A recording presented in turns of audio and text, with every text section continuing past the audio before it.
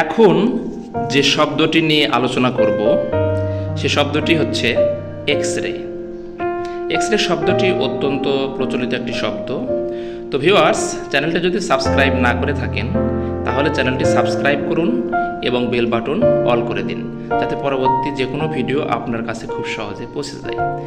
X ray শব্দের বাংলা অর্থ x রশ্মি, রঞ্জন রশ্মি, রঞ্জন রশ্মি দ্বারা গৃহীত ফটো, অস্বচ্ছ পদার্থকে ভেদ করার ক্ষমতাযুক্ত হ্রস্ব তরঙ্গদৈর্ঘ্য বিশিষ্ট তড়িৎ চুম্বক বিকিরণ।